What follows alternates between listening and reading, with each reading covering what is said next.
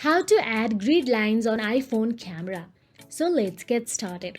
First of all, let's open the camera app on our mobile device. There you will get to see no grid option available. So here you can see adding grid lines to your iPhone camera can help with better composition, such as following the rule of thirds for balanced photos. You will get to see grid lines dividing the screen into 9 sections for better framing and alignment, which is not available here.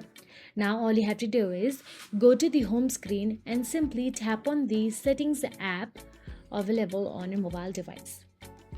Now inside the settings app, scroll down and tap on the camera option available there. Inside the camera, there you will get to see grid option available. Toggle grid on, it should turn green. Now go back to the camera and you will get to see grid lines available there. So that is it. If you found this video helpful, please like, share and subscribe, and thank you so much for watching.